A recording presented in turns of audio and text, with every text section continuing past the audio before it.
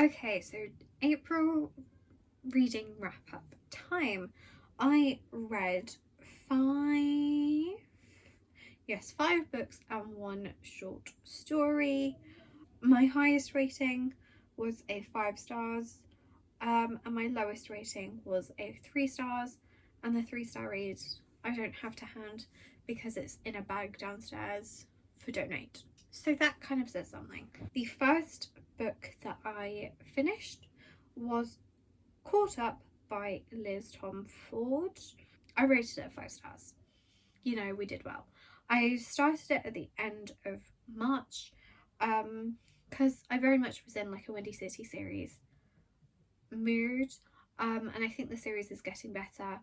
I technically put a pause on book 4, not soft DNFing it, just I've picked up other reads since, and I definitely want to finish it this month because book 5 and the final book in the series comes out at the end of this month, so I kind of want to be able to start it around the time that I purchase it. So that will definitely get finished in May. I cried at the ending, very much cried. Like, I'm sorry, but it was just so cute. Like, I do love a single parent book. I just think sometimes it needs to be done right, and this was just done right. Like, I deeply cared about their relationship, about Miller and Kai's relationship, 100%. And like, it had me in a chokehold, and I was finishing this book at 2:30 in the morning. Like, I hadn't had to be up for anything, so I was like, you know what, I'm just gonna read for as long as I want to read. I read till I finished the book. I did then read like an hour of Ninth House. I was about to say Fourth Wing, I don't know why. But yeah, like 100% recommend the series. You do have to push through the first like 25% of Mile High because Jesus Christ, because Xander is an absolute twat. Like, he's not nice. 100% not nice. But I enjoyed the who he was at the end. Very much so. Highly recommend the series. Then the next book I read was the short story, which was The Fall Risk by Abby Jimenez. This is the technically second book I've read by her. I do own Yours Truly and Just for the Summer. I rated it at 4 stars. I put it was cute, it was fun, but hard to rate as a 5-star when it's so short. Like, I thought the premise was definitely fun. It was unique. And like, I do enjoy her writing style. And I did definitely care about like the couple. It's just, I'm always in a situation where I want it to be more, but for this particular scenario, it would be unrealistic for it to be longer. The next book that I finished was Fearless. I did purchase the hardback, but mainly because I was like, I don't want to do Kindle version when I've read the others physically, but also I don't want to wait. I didn't want to wait for the works paperback. So I did buy the hardback. What swayed me is the pink hardback, which I don't know whether that's just a UK exclusive, because in America people have got like the Barnes and Noble edition, which I think I just keep seeing the exclusive one. The hardback is black, like, and yeah, let's just say the pink hardback is what drew me in, and maybe that's why they did it, because they knew they had to do that because we'd had it all in paperback, so maybe they had to do the pink hardback to like entice some of us. And like, this design definitely did that. I do want to buy the Works like stenciled edge edition when it comes out, whenever it comes out, just to complete my set. Actually, I realized I need to get my edition of Powerless from down there because I'm donating it because I've got the stenciled edge back of my nana's. So actually, no, I do need to. So that's another book. But yeah, I rated this a 4 stars. It's not enough to be a 4.5. It does mean that I think my rating for Reckless is lower. I think I rated it as a 4 stars or a 3.75. I could rate it down. I could lower it to a 3.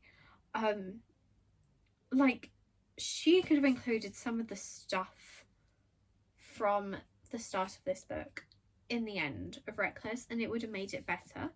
Yes, it wouldn't have been a highly rated book, but there could have been some of this in that book. Like, I think book 1 sort of ended off at a point, like the perfect point. Book 2, it can be filler but still have plot, and like still have something without being repetitive. And it would have meant she could have cut down on what was basically a rewrite of a scene in a different location, and she could have put some of this stuff in to have it still be the same length. But yeah, I definitely am excited to read the novella. I am scared that it's going to come out in hardback though. And for novella, I feel like it's going to be about, I can't remember her name, the purple haired girl. I'm trying to remember her name. It's because we met her in the first book, so I was like, I can't remember her name. But I feel like that's what the next novella is going to be about. And in which case, unless I hear absolutely amazing things about it, I can wait. I am still going to keep this edition though. Again, just because of the pink. I might even take the dust jacket off. I do need to find a way to store dust jackets if I'm going to do that. Because I just think having this on my shelf, you can't really see it, would look better than that. So yeah, I don't know how I'm going to store them, but I know I want to store the dust jacket and just have, like, I don't have enough space for me to just do like that, but I have enough space for my other books to like sit on top, like, if that makes sense. Like, that's my current plan, and I think it would look really pretty. But yeah, I'm not going to hold up the book anymore, but I definitely enjoyed this plot more. There was still too much repetition. Like, it could still have been slightly shorter. Like, the pretend was too much. Like, there was too much talk of pretend. Yeah, like, I definitely saw that whole thing about Peyton coming. Granted, that was only because of the other points of view, and I did enjoy his points of view. Like, I definitely enjoyed it. Like, that was a fun thing, and I kind of, in some ways, I kind of wish, obviously I know the no powerful, like, the novella obviously covered Adina's point of view during the events of book 1, but I almost think we could have included an Adina point of view sprinkled in to book 1, like 1 or 2. I don't know, it would almost feel, I knew that Mac was going to be in this book. I was very surprised in the capacity, like the second capacity. The first one I was like, cute. The second capacity, not expected.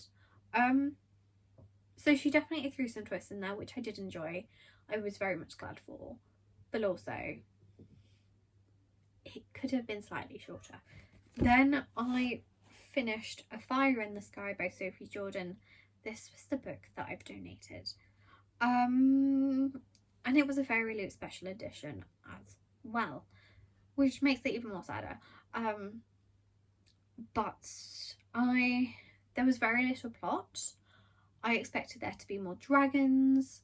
In some ways I expected there to be more witches as well. because I know on the back it says like dragons are extinct, witches are banned or outcast or whatever, or hunted, something like that. I think it was hunted, but I still felt like there could have been more. There just could have been more. And I didn't fully believe in like the romance. Like I could have with it in time, but ultimately I just didn't care. The thing that made me decide to donate the book is the fact that I read the reviews, but basically I read the reviews of the sequel and basically a lot of the reviews were saying it was basically the same thing, and also that it didn't deliver on what you would expect, and that it was like set a year after, but that there was like a person that was basically missing that was like important.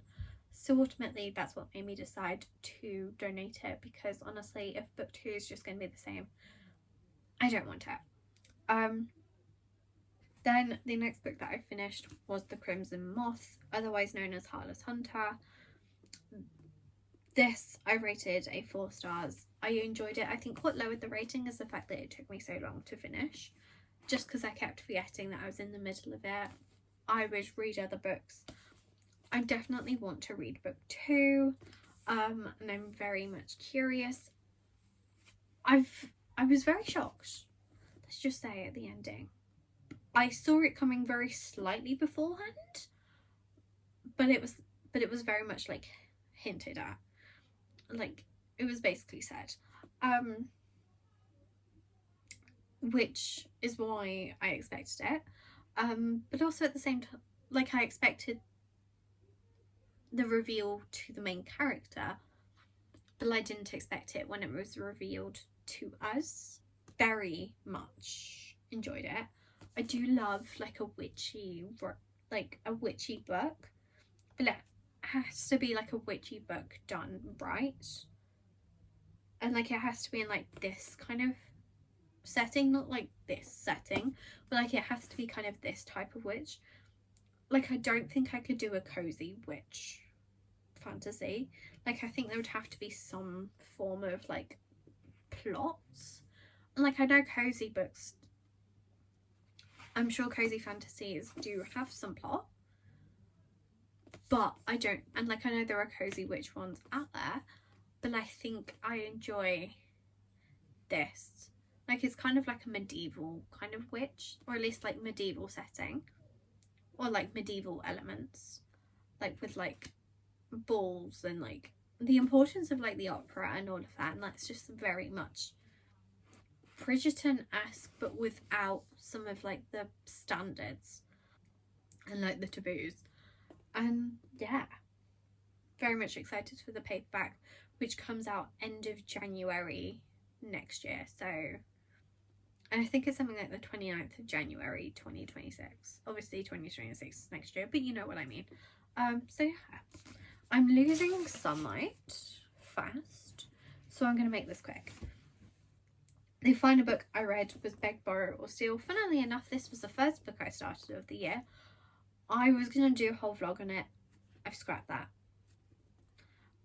This was my favourite of the series. I rated it at 4 stars. The only thing that lowered the rating is the fact that it took me so long to pick it back up, because again I was reading other stuff and enjoying other stuff, and I was between houses as well, and yeah, that definitely did not help. So yeah, very much enjoyed. I think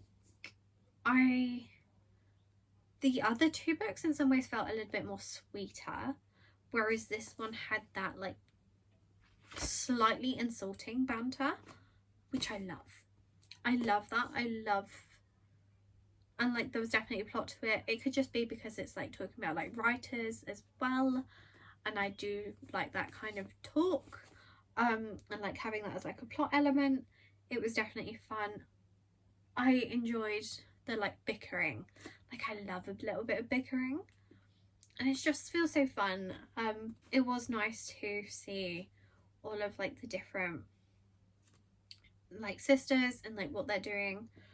This was the first of the series that I've owned in physical book, and I always think I'm glad that it was the first, just because I don't know whether I'd have wanted to keep the other two, but I definitely think I want to keep this one. And I'm excited for book 4 because I know that's going to be about the other sister, and I think I know who the romance is going to be between, but it's almost like, how is Sarah going to make, is it Sarah? How is Sarah going to make it believable that this character is now back in this small town after that plot point? I still had like a pretty good reading month. I know I'll have put my stats up towards the start of the video, but yeah, I hope you guys enjoyed. Let me know what books you finished in the month of April, and I will see you guys in my next video, whatever it is. I actually don't know. But yeah, bye guys.